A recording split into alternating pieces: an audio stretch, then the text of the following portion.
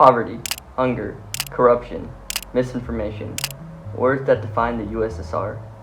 In the late stages of the Cold War, the Soviet Union was still one of the most feared countries in the world, despite its ever-increasing financial struggles.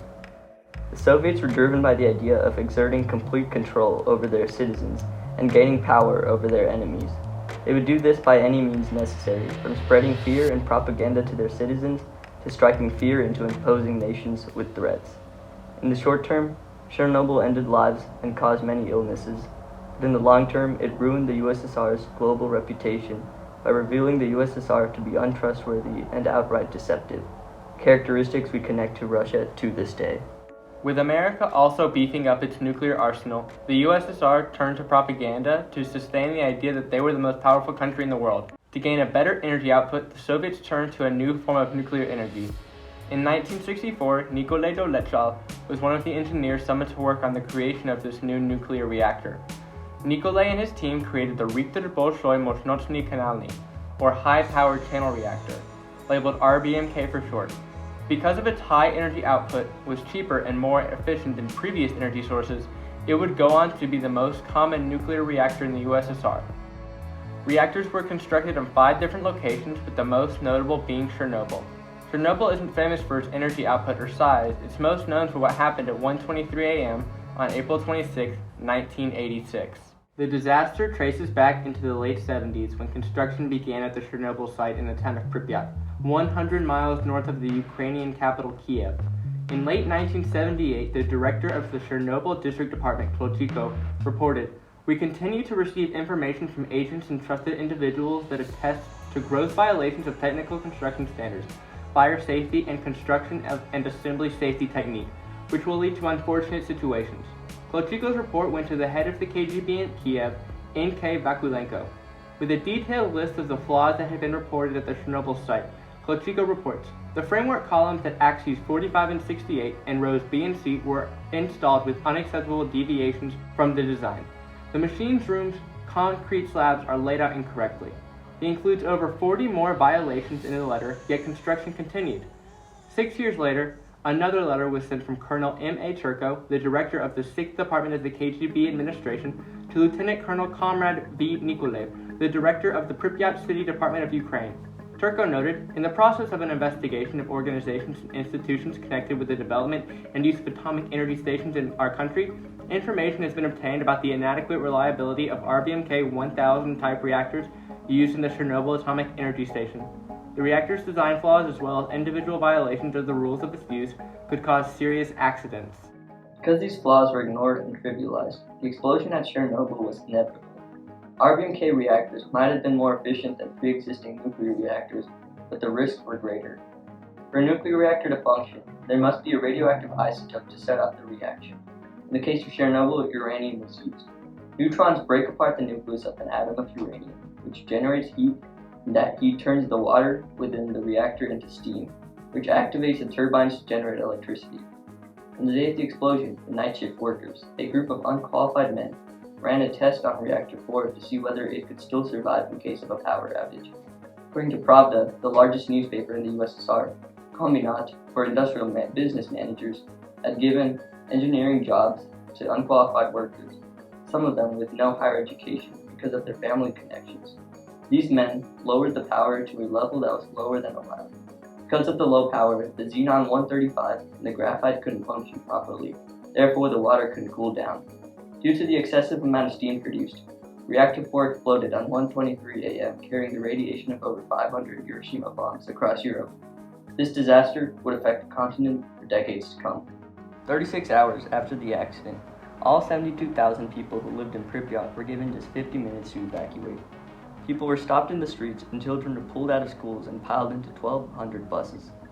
Residents were given little to no explanation, and they thought they'd be back within the coming weeks. But unfortunately, that was not the case. Since there was a lack of knowledge about the events that had recently occurred, the military personnel assigned to evacuate the town didn't have a full understanding of the incident, while the citizens being evacuated were completely unaware of the beast that had been created due to a decade of carelessness.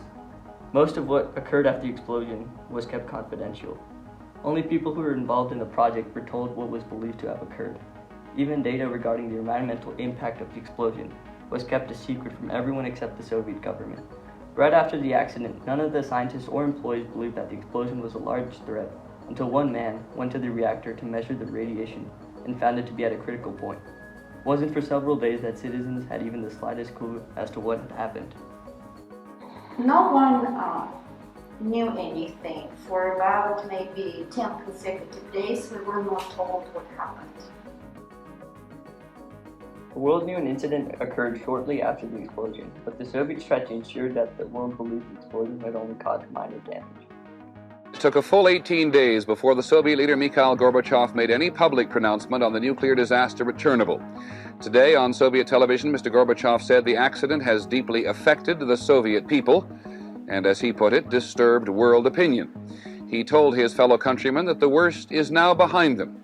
It has certainly taken Mr. Gorbachev a long time to go public. The USSR stayed silent, and Mikhail Gorbachev didn't speak for 18 days on the incident. Gorbachev thanked his socialist bloc allies for their solidarity in the face of the crisis, and he expressed gratitude to the team of American doctors performing emergency bone marrow surgery on those most badly injured.